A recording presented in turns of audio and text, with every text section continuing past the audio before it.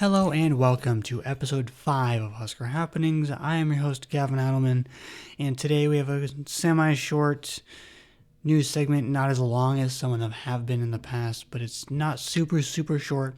It's just it's not a lot of things happening Husker-wise, Husker news-wise that isn't football, basketball, like recruiting news, and I don't really want to talk about that on here. That's not what this is for. And I also hope that some of you can listen to this episode earlier today at 5 on the KRNU Marathon. And also listen to other podcasts and other shows and other stuff happening on this year's 2025 May KRNU Marathon at 90.3 FM. Please listen. There are so many good shows and episodes and a lot of fun things happening this year, and it's a lot of fun. The marathon ends on Wednesday, and there are shows going on 24/7, Monday, Tuesday, or today, Tuesday and Wednesday. So yeah, give them a listen. And today we also have a really fun guest for this episode. Head coach of Husker men's tennis, Peter Kobelt, is in the house. He is a lot of fun to talk to. He's really hype, a lot of energy. So yeah. We'll get into the news, and then after that, we'll get into Peter Kobelt. To start off, Husker baseball finishes its regular season Big Ten slate in West Lafayette, Indiana, with the Purdue Boilermakers. The series is a Thursday, Friday, Saturday series, unlike the typical Friday through Sunday series, with the Thursday game starting at 5, Fridays at noon, and then the first pitch for the final game on Saturday is at 1 p.m. Central. And to keep going with Husker baseball and Big Ten baseball, the 2025 Big Ten baseball tournament looks a little different this year than it has in years past, with the addition of the new schools and programs to the conference. They needed to change the format a little bit to change the number of schools in the tournament. So there are now pool play to start the tournament with pools A, B, C, and D, and then each team in the 3-team pools playing. And Pool A is seeds 1, 8, and 12. Pool B is seeds 2, 7, and 11.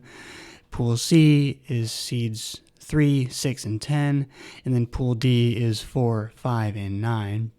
Each team in the 3-team pool play each of the other 2 teams, and then that'll determine a winner, and the winner of each pool will play in the semifinals, which with pools A and D's winners playing in pools B and C's winners playing both in single elimination games.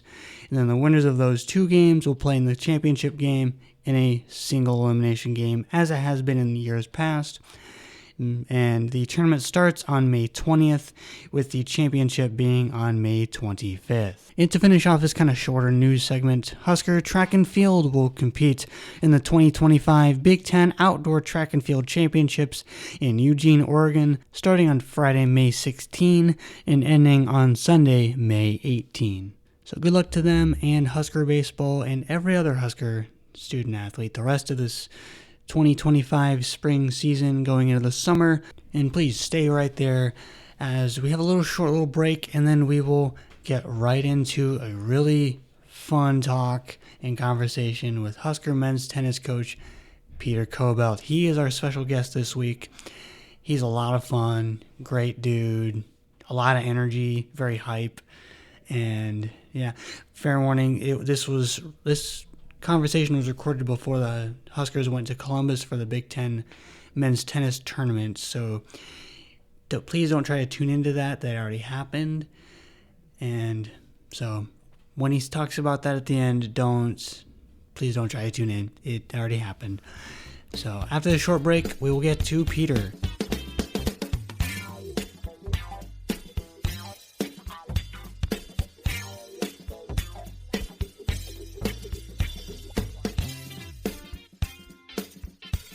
Welcome back, and let's welcome in a very special guest, the head coach of Nebraska men's tennis, Peter Kobelt, to Husker Happenings. Thanks for joining me. Gavin, thanks for having me on, man. This is cool.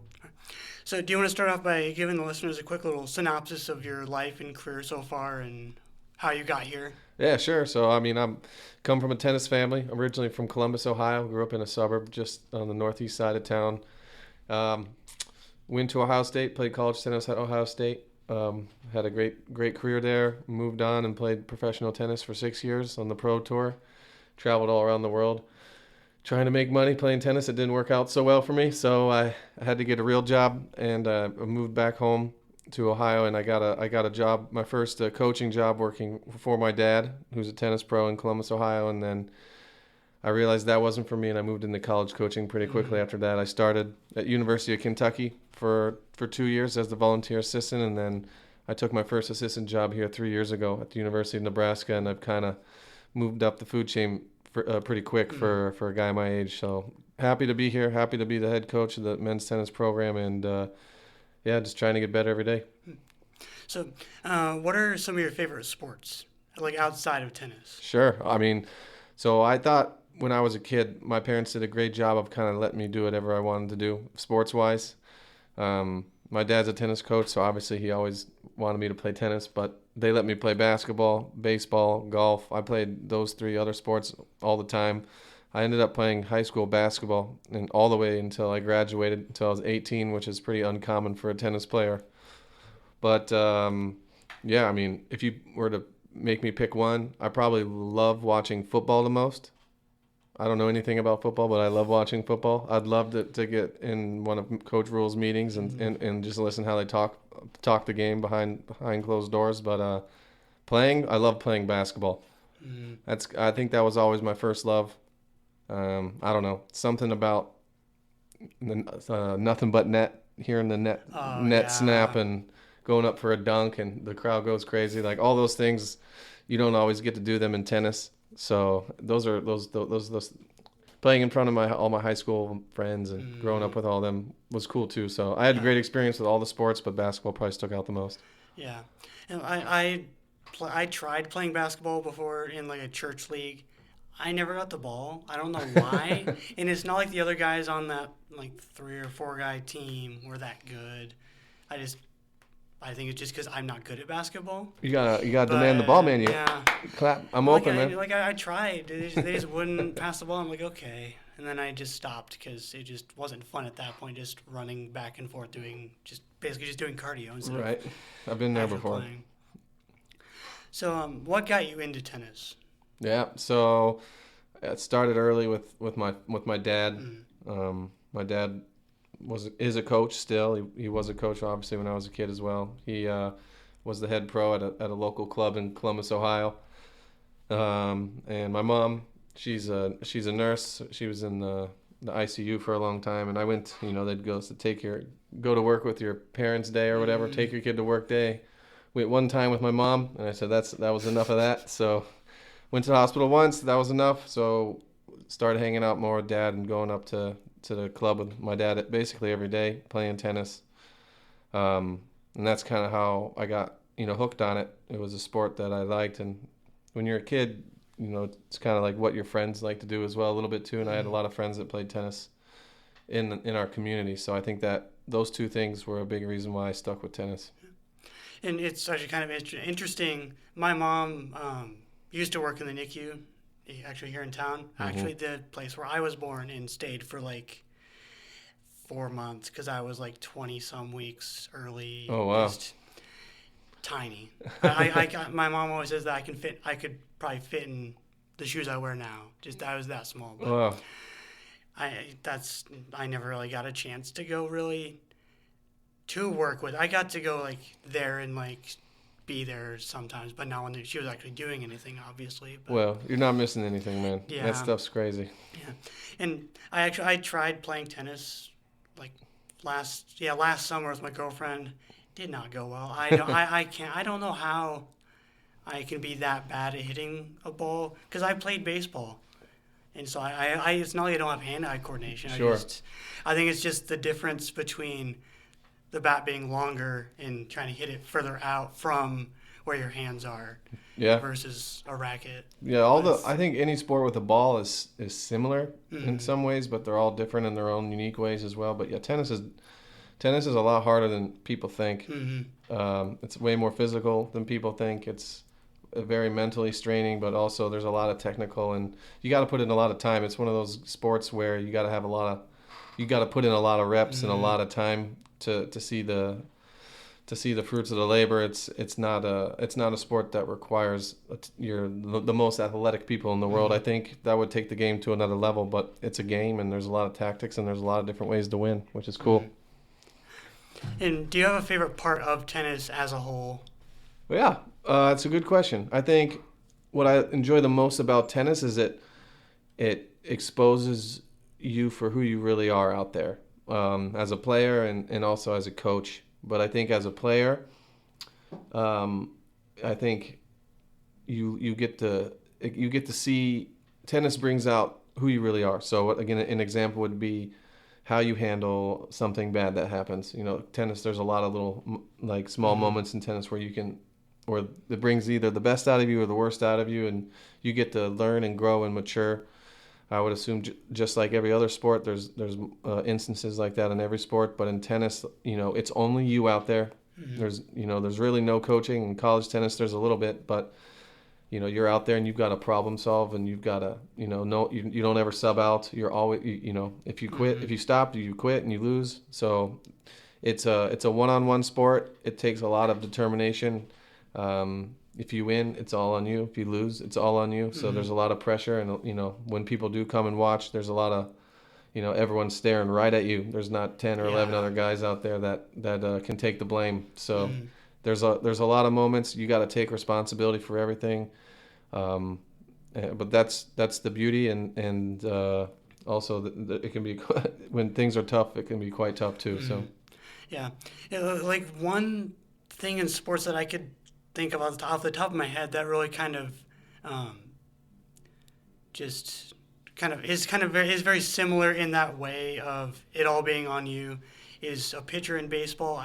Is kind of the closest I can think of right now, just because if you walk a bunch of guys, you walk a bunch of guys. Yep. It's not like in football where everybody is trying to do one thing, or some parts of baseball where it's like a relay play or a sure fun, something like that. But yeah. Well, it's nothing like tennis where everything is basically just you doing what you do. Yep. And the other underrated part of tennis is that you've got to go win the match. Like you got to go win. You got to step across the line and win that last point to win the match. You can't run out the clock. Yeah. You can't bring in the pitcher to finish the game. It's on you to finish. So it requires a whole host of skills that I think really come to fruition later in life. It teaches you how to handle every situation. But I think the closest one might be like boxing. Yeah. Boxing, or it's hard to compare tennis and MMA or boxing, put those in the same phrase, but just the fact that you're out there by yourself and you got to use your hands and your legs and your minds, and so those would be the two things I'd probably compare to the most. And I know you haven't been in Nebraska that long, but what is your favorite part about tennis in Nebraska and just with the Huskers and just statewide? Sure. Yeah. So when I first got here, when I first took the job, I obviously knew what kind of facilities we had and the support system here at the University of Nebraska. The athletic department is, one of the 10 most valuable in all of the United States. So I knew all that, but I didn't know anybody here, really. I knew one of the alumni that played while I played at Ohio State. He played here at Nebraska. He's still in town, Chris Homuller. He's still a good friend. But I didn't really know anyone. I didn't know anyone in the tennis community. I didn't know how big tennis was here. I know Jack Sock lived here.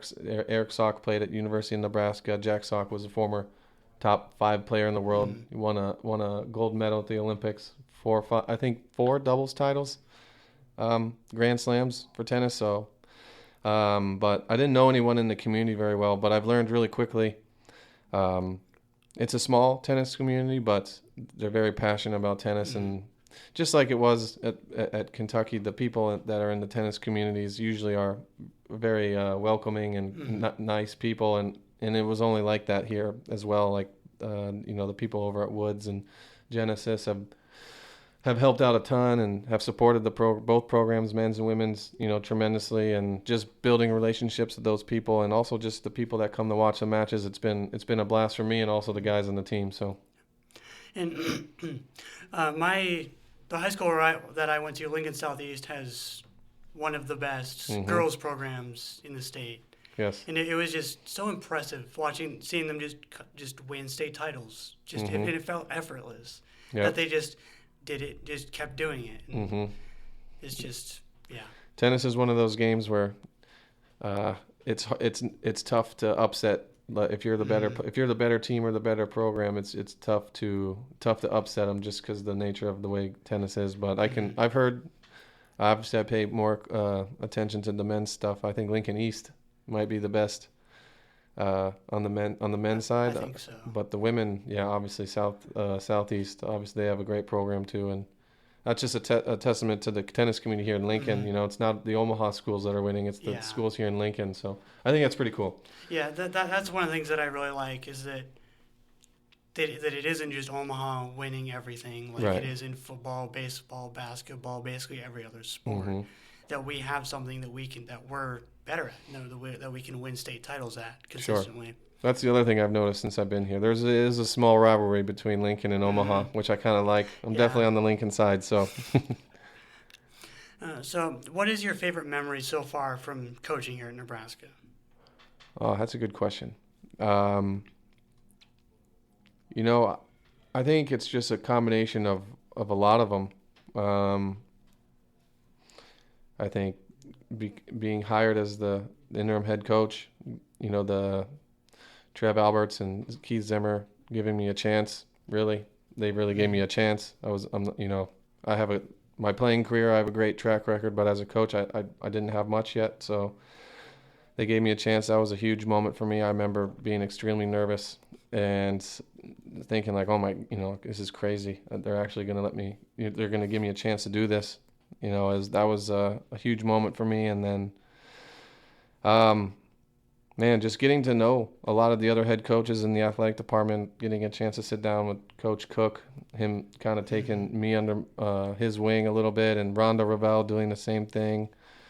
Coach Walker on the women's soccer program. He's obviously, we share the same building. He's obviously been great to me. But it's really, I could go through all the coaches, and they've all been super supportive of me and understanding that I'm a young head coach. And I would say those two things probably stick out the most. And then it's just the everyday grind, seeing the guys grow, seeing the guys buy into the our team philosophy, our team values, and seeing them have success here at the end of the year has been, really cool. You think as a coach, you think you have the secret plan or the magic plan, and you're like, this is how we got to do it, and this is going to work, and you believe it. Like I believe it. And it's working, but you never truly know until you do it. So, but it's just the beginning, and I think we're taking all the right steps. But I would say those two or three things have probably stuck out the most to me. And what's your favorite memory, or multiple if you can't just choose one, from tennis? Either playing, coaching, both. Yeah, I'll give you one of both. Playing, I would say. Getting a chance to play in the main draw of the U.S. Open of doubles, that was really cool. Going in the locker room, seeing Roger Federer and Rafael Nadal. Roger Federer actually walked up to me and said hi.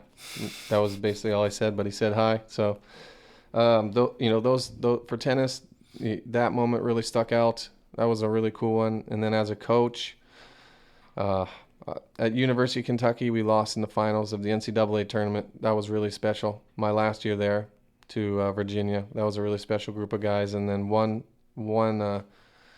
moment here was last year, beating Illinois in the quarterfinals of the Big Ten tournament to finish fourth place in the Big Ten tournament. It was an extremely close match, a lot of drama going on back and forth, and it came down to two of our seniors to win, and one of them is Shunya, who ended up clinching the match as one of our assistant coaches this year. So being able to see him come through and win that match, everyone knew he wanted to win it so badly, and for him to come through against a guy he's lost to previously was amazing. So those are probably the two moments.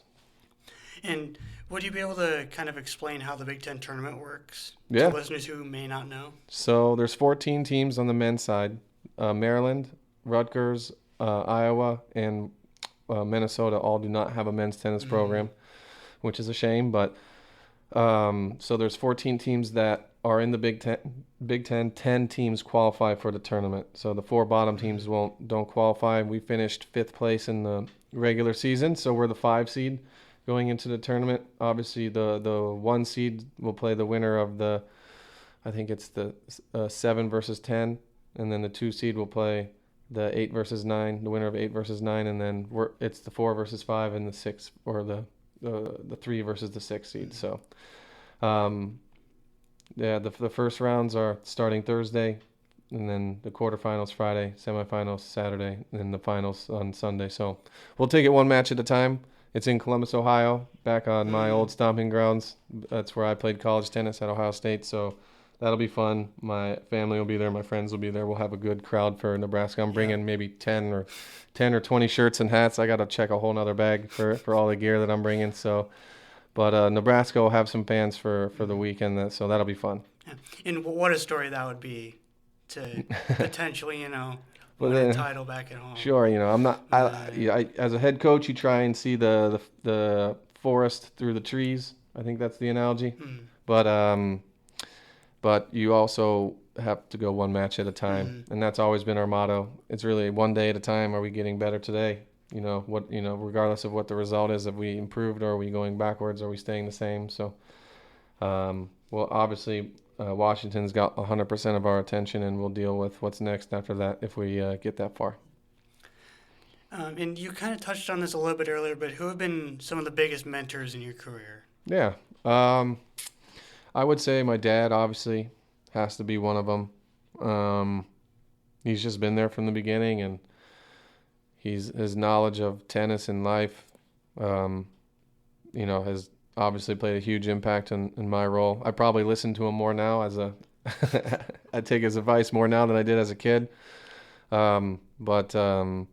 But yeah, my dad, obviously my mom too, but she's not she's not super into tennis. She obviously loves tennis and follows it, but I was with my dad all the time on the court. So I have a closer tennis relationship to my dad than my mom, but I would say my dad, and then, man, another mentor. There's a lot of people that have given me a lot of really good advice. But my old coach at Ohio State has helped a good amount, and the head coach at University of Kentucky, Cedric Kaufman's also helped out a lot. And we're all just trying to do our best, and everyone's kind of learning, especially now in this wonky time of college sports. Yeah. Everything's changing, and as a young head coach, I'm still trying to learn normal things and all these new things at the same time too. So. Yeah, I would say my dad, and then just some of those coaches have played a big role in everything. So, and if you had to coach a sport other than tennis, what would you coach and why? Yeah, that's a good question. I don't know.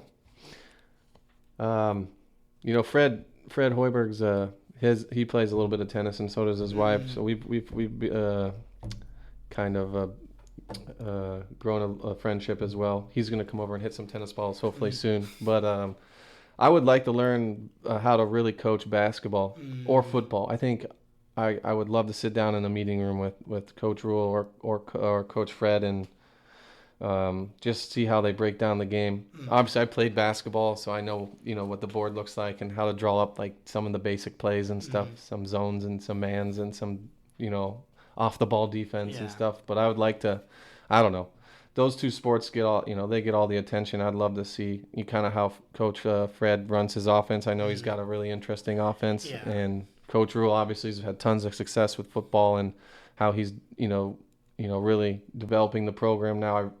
Everyone wants to drink the off-season Kool-Aid, but I really think that Coach Rule's got that ship steering in the right direction. I don't think there's any fugazi going on. I think he's really steering the ship well, and I really see them having success here sooner rather than later. Yeah. I know it's not easy, especially in the Big Ten. I think things are different now than they were before, but yeah, I don't know. Hopefully that answered your question. Yeah. And the football team, we got to a bowl game. That's another big step that they needed to get to. 100%. Especially last year. 5-7 the year before. You have to get that 6th win. Got the 6th win. got the bowl game, got those extra practices, Yeah. got the extra media attention, an extra game in general just to Yep. play. Progress is And progress, and winning is winning. So Mhm. whether it's one more game you win or one more, 2 more weeks of practice, like Yeah. all that stuff matters. Mhm. And it's the culture and the identity. It's finding ways to win. It's deciding whether going to a bowl game that's like you're 6-6. There's obviously there's other bowl games and better Yeah. ones that you'd want to go to potentially, but going there and winning it sends a message. Yeah. Off-season momentum, all that stuff. Like so, Coach Rule's doing all these things that you need to do to win. Coach Rule understands that, and they're doing. So I would be surprised if it. I really would. Yeah, and even just the experiences that they got to have in New York City in that area, just like outside of football, For sure. just to kind of grow them as people, and to give them, hey, there's more to life than just football. You can do this extra stuff. You can volunteer. You can help other people out, and just be a good person and doing all that. 100%. How you do one thing is how you do everything. So, Coach Rule's got good guys in that locker room. We see them every day at the training table. We eat lunch with them every day. So we see, all the athletes and coaches intertwine and mingle with each other. So, it's a pretty cool place, man. It really is. And who is someone you admire and look up to in the tennis and the coaching kind of fields? Yeah. So there's a few people. No one that you might know really, but I guess my dad. I would always say my dad. But I'm definitely biased there. But I think there's a lot of really good coaches out there. What I've learned is that this job isn't easy, and winning is not hard, or winning is very hard. Sorry, erase that one. but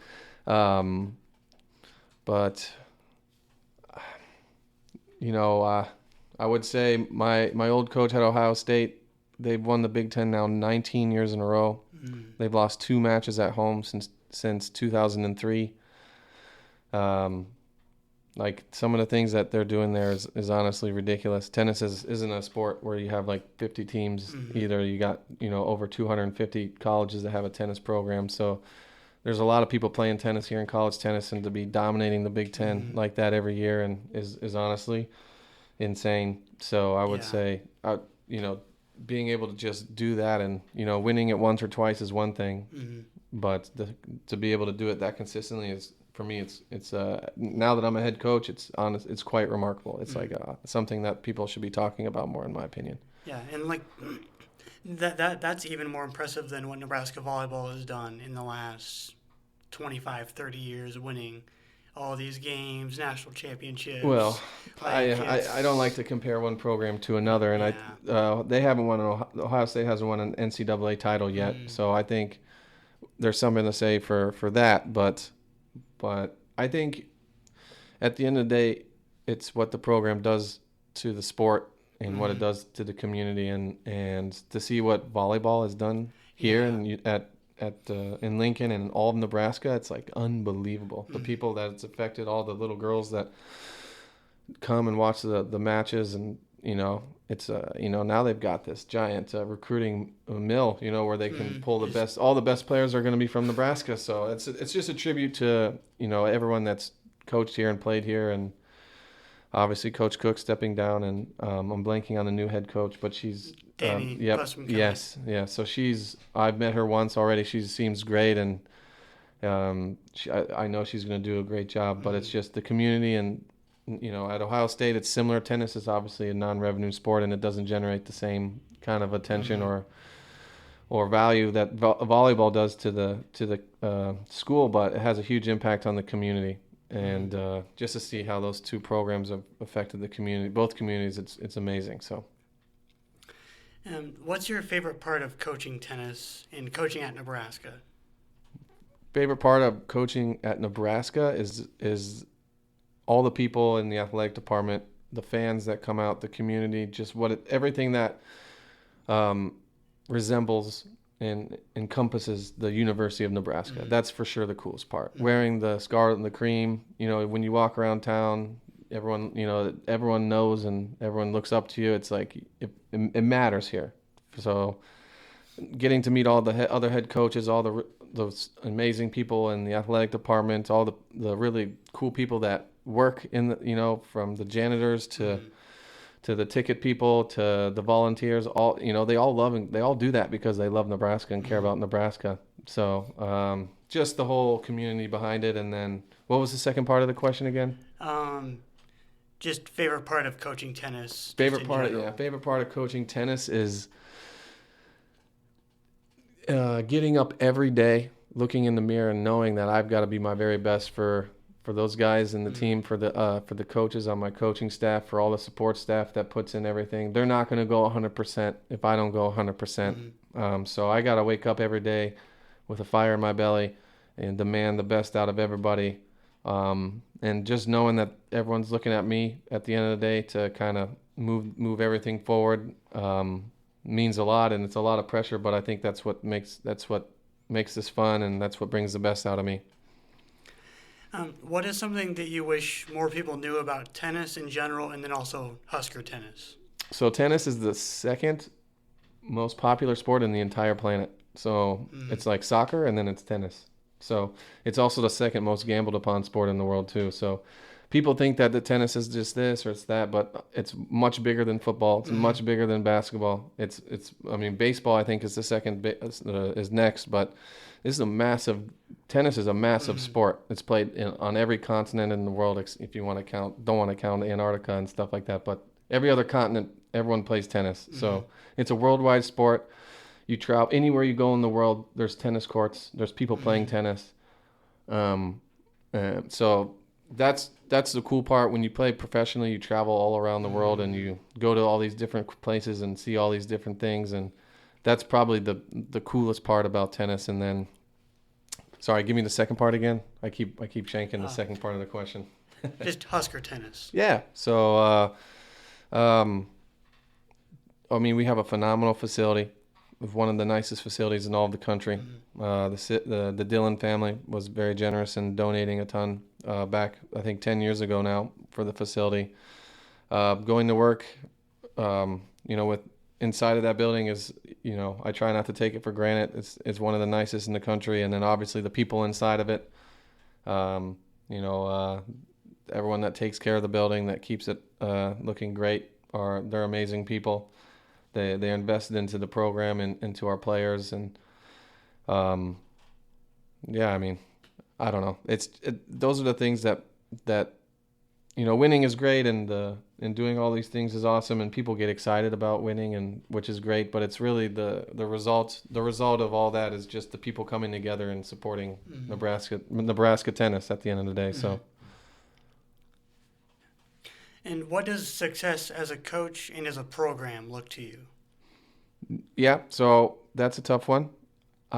Success for me is winning. So winning at everything you do, though. So winning on the court, obviously, is a big one. I think as a player, we won a lot at Ohio State. As on tour, I won a lot on the professional tour. And then at Kentucky, as a coach, we won a ton. So I think as a coach, you coach based on your experiences, and I had a lot of experiences of winning, so that's kind of what we're striving to do here for sure. We want to win Big Ten championships, we want to win national championships. We're not trying for anything else, but it's also winning in the classroom, winning in the community. All our team has won the Tom. They've been on the Tom Osborne Community Service Team Award for the last. For all 3 years I've been here, our team has won the Herman GPA Award for having the highest team GPA out of all the men's sport for 3 years in a row. I think we're going to lose this year, but I think it's just a testament to all the resources and all the people that put in a ton of time and effort into the team, and then obviously our guys putting a ton of time, not just into tennis, but also into school and also into the community. A lot of them, we have 6 guys in our team that don't speak English as their first language. So for them to come here, study in their second language, and still to be winning GPA awards is pretty remarkable. So yeah, that's just insane. How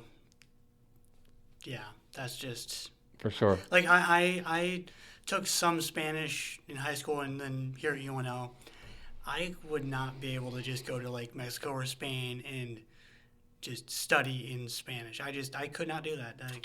But then get to be able to get good grades on top of that. So it might be easier with this chat GDP and stuff nowadays, but I don't know about that stuff.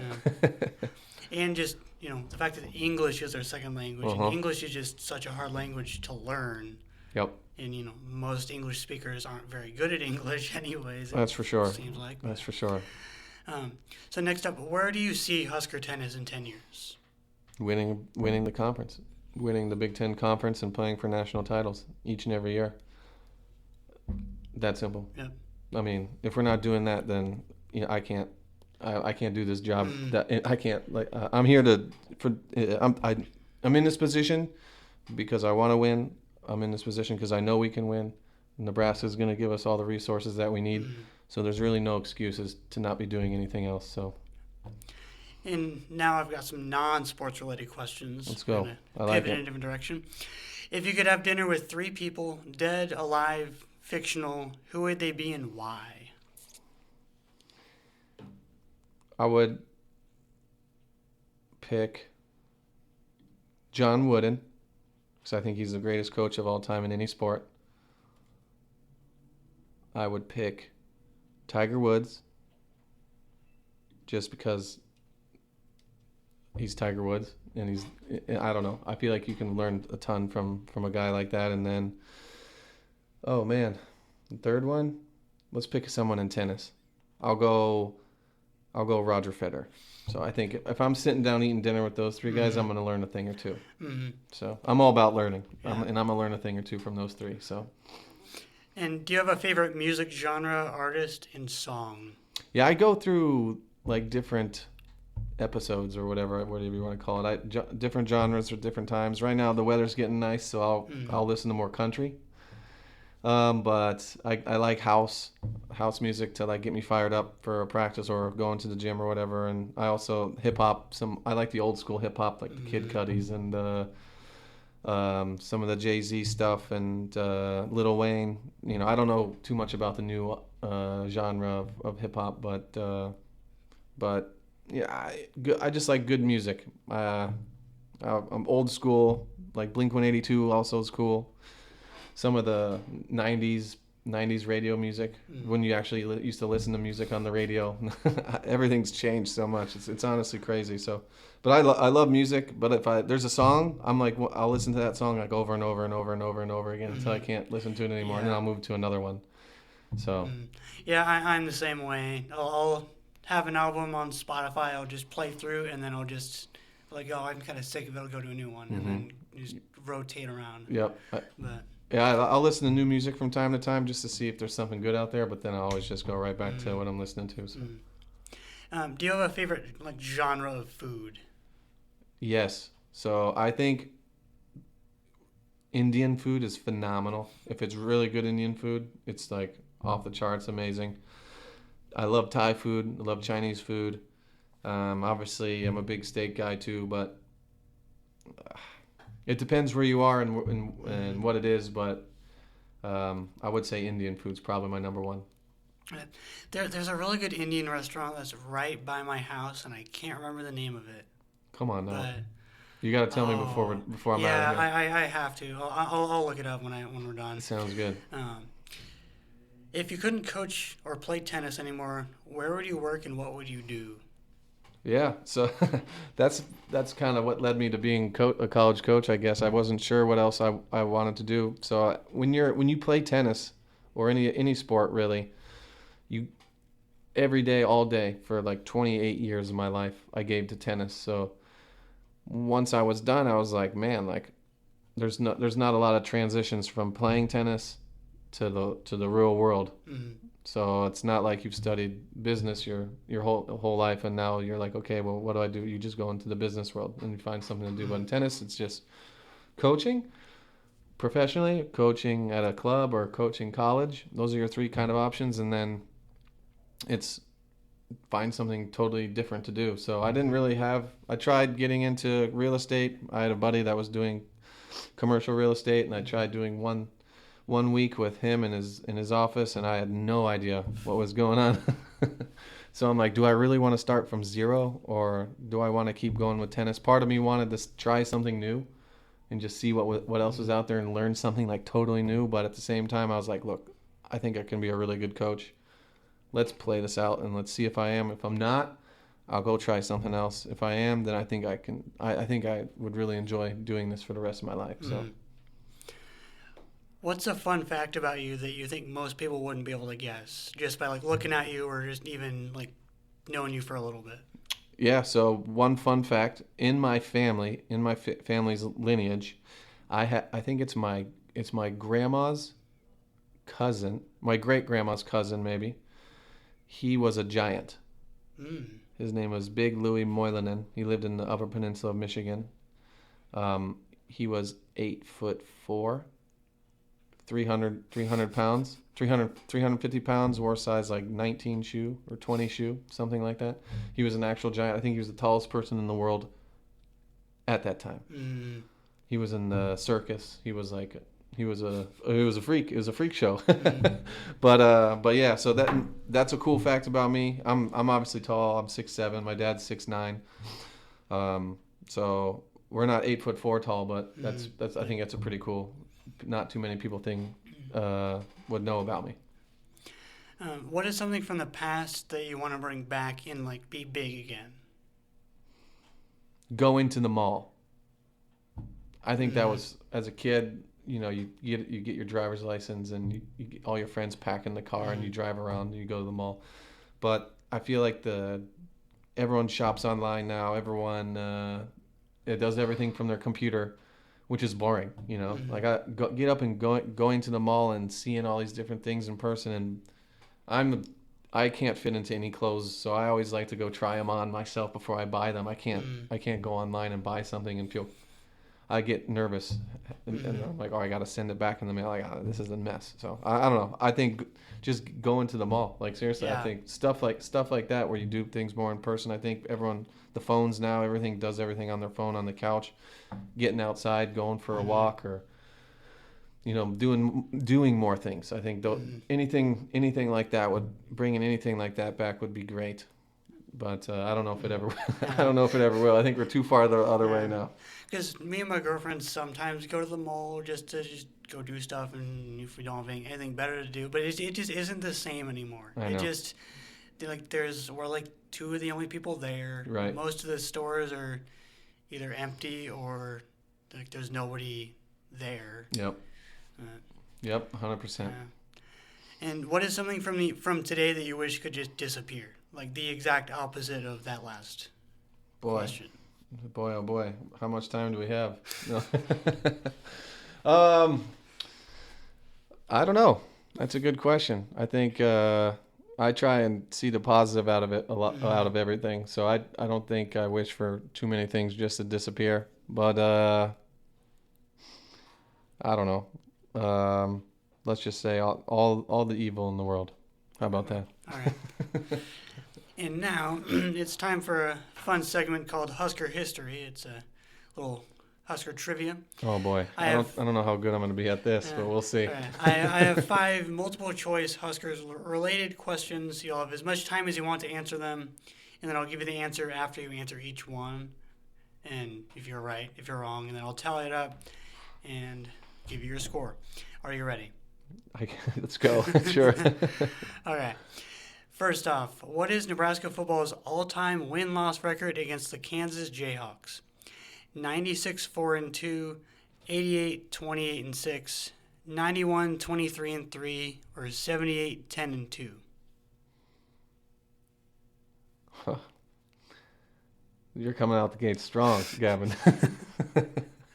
You should hear the other questions. I've had some tough ones. I mean, this is just going to be a total guess, but I'm going to go D.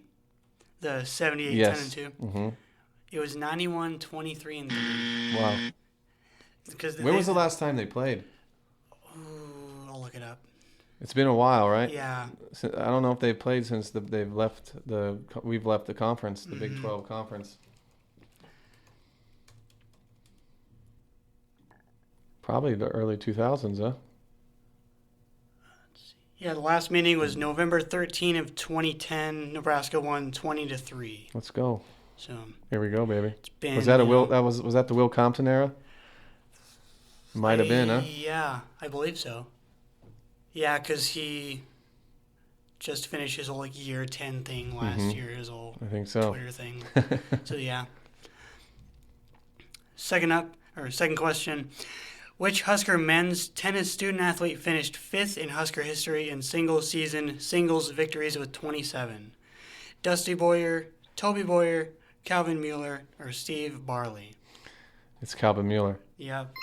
Come on now. I had to give you a tennis question. Yeah, well, that's a good one because I was like, well, I know that's one of my guys. So, Yeah. but yeah, Dusty and Toby were great players. Who was the letter D? Steve Barley. Steve Barley. So yeah, I haven't met Steve yet, but we had an alumni event this past fall, and it was a pretty good turnout. There were some guys there from the 1960s, 50s, 60s, 70s, 80s, 90s. Like it was a great turnout. It was really fun. So, but yeah, Calvin Mueller. Mm-hmm.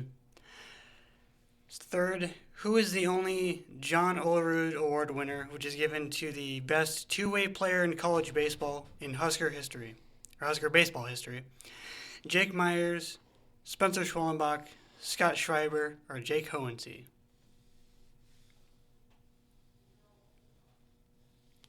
See, this isn't good. These are things that I should absolutely know. I'm gonna go back and I'm gonna print out everything and I'm gonna study for the next time I'm on here. I'm gonna go D again though. Hohensee? Yep. It was Schwellenbach. Come on, man. This isn't good. Yeah, because Mr. Dannon, if you're watching this, I gotta study. I'm sorry. Because Spencer won it in 2021, and then Jake Myers was a finalist in 17. Wow. And which both of them don't even pitch anymore. Spencer pitches, he doesn't play his position, and then Myers is a center fielder in Houston, but doesn't pitch anymore. So neither of them are two-way players anymore. But that's essentially really not gonna really happen outside of Shohei Ohtani, really. Is that common in college though, or is it more common in college to be both ways? Yeah, it's more common in college, but. I really wanted to see Schwellenbach play some shortstop. That'd be cool. Professionally, but I think he would have been one of those pitchers that could really hit well if they didn't, for sure, put the DH rule in the NL, which I'm not a big fan of, but because I like watching pitchers hit. I was a pitcher. I think it's fun, but. So you'd get rid of the DH rule then if you could get rid of anything in life? Yeah, I would. I like it. But okay, fourth. Who led the 2022 Nebraska softball team in hits? Cam Ibarra, Abby Squire, Maya Felder, or Ava Bredwell? Oh my gosh. Coach Ravel's going to kill me too. I better get this right. Say the names again. Cam Ibarra, Abby Squire, Maya Felder, or Ava Bredwell? Ava Bredwell. It was Cam Ibarra. Gosh, darn it. I'm 1 for 4 right now. These are tough. Yeah. And number 5, in the last question, which Husker women's basketball player led the 2022-23 team in assists? Jazz Shelley, Sam Hybe, Callan Hake, or Allison Widener? Jazz Shelley. Yep. It was by 140 some. Yeah, she was good. Yeah. Is she still playing? I believe down in Australia, I think. Did she sign it? I think I saw that, but I didn't know if that's where she still was or if she made her way back to the States. Isn't she from Australia? Yeah, because she's from there. She got drafted to the WNBA and then got waived, I believe, and then I think now she's. Because I want to say she's playing with another Husker, I think, but I don't remember now off the top of my head. But so you got 2 correct out of 5. So. Well, Coach Manning's going to beat me later today, I think. Yeah. So he's been here longer than I have, and he knows his stuff. So. And so make sure you check the Instagram account, Husker Happenings Pod, for the current leaderboard. And is there anything else you want to talk about or ask me? No. Well, hey, I appreciate you having me on the show. Obviously, you're a hard worker and you're ambitious. So hopefully everything keeps going well for you, and anytime you'd like me back on the show, let me know. Just give me some advance and so I can study a little bit. I'm ready for these tough questions here at the end, but no, it was great. Thanks for having me on, Gavin. I appreciate it. And how can Husker fans follow and watch the Big Ten tournament? Yep. So everything is on our social medias. Nebraska men's tennis on Twitter, on Instagram, on Facebook. I think we might even have a TikTok. I don't know. I don't have TikTok. I think so. I think I follow it. But you can follow us easy on there. There's the only live coverage they'll have on like television will be for the finals, and I think it's recorded and played at another date. I think I don't know if that's changing or not. But you can live stream all the matches if you go on to the Huskers.com webpage. You can go to the live stats or live scoring, or live streaming. I apologize, but you can watch everything there. Everything's on the website. You can find all the links. If you have social media, follow us on social media. There's updates constantly. You get updates constantly from the matches with scoring. But that's how you follow tennis. So. All right. And good luck in Columbus. Thank you. Thanks, Gavin. And that'll wrap up this episode of Husker Happenings. Feel free to follow and interact with me on Instagram, X, and TikTok at HuskerGSA. Also, feel free to follow the podcast on Instagram at Husker Happenings Pod. And make sure you check that leaderboard. Thanks for listening. Go Big Red. And as always, remember to stay happening.